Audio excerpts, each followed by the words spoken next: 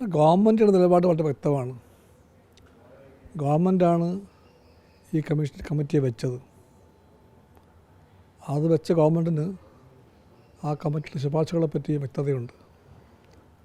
ആ വ്യക്തതയാണ് ഗവൺമെൻറ്റിന് വേണ്ടി മുഖ്യമന്ത്രിയും മന്ത്രിമാരും വ്യക്തമാക്കിയത്. ഒന്നുറപ്പാണ്, ഇടതുപക്ഷ ഗവൺമെൻറ് സ്ത്രീപക്ഷ ഗവൺമെൻറ്റായിരിക്കും. സിനിമയിലടക്കം ഒരു രംഗത്തും സ്ത്രീകളെ അവഹേളിക്കുന്ന, സ്ത്രീത്വത്തെ മാനിക്കാത്ത ഒന്നിനോടും ഗവൺമെൻറ് തെറ്റായ വഴിക്കുള്ള ഒരു സമ്പർക്കം ഉണ്ടാക്കുകയില്ല.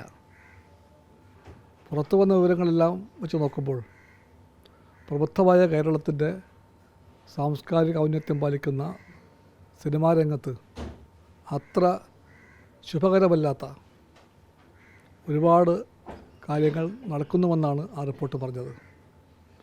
ആകാശത്തിലെ താരങ്ങളെപ്പറ്റി ഭൂമിയിലെ മനുഷ്യർക്ക് ഒരളവിലൊക്കെ അറപ്പും വെറുപ്പും തോന്നിക്കുന്ന പലതുമാണ് ഉണ്ടായതെന്ന് ആ റിപ്പോർട്ട് പറയുകയാണ്. അതിനെല്ലാം ഗവൺമെൻറ് വ്യക്തമായിട്ടും നിരീക്ഷിക്കുന്നുണ്ട്, ഉചിതമായ നടപടി സ്വീകരിക്കും. ഗവൺമെൻറ് എന്തായാലും വേട്ടക്കാരുടെ കൂടെ ആയിരിക്കില്ല. വിനയൻ ഒരു അഭിപ്രായം രേഖപ്പെടുത്തുകയും ചെയ്തു. എനിക്കറിയില്ല.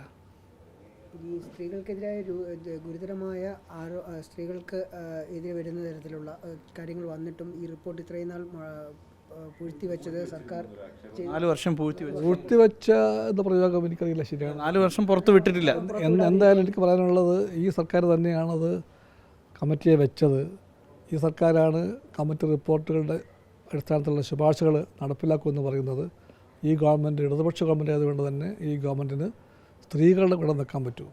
ഇരകൾക്കെതിരെ നിൽക്കാൻ പറ്റില്ല ഇടതുപക്ഷ ഗവൺമെൻറ്റിന്.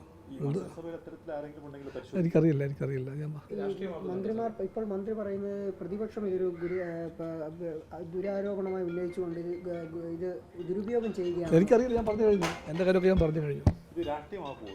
ഞാൻ പറഞ്ഞു കഴിഞ്ഞല്ലോ.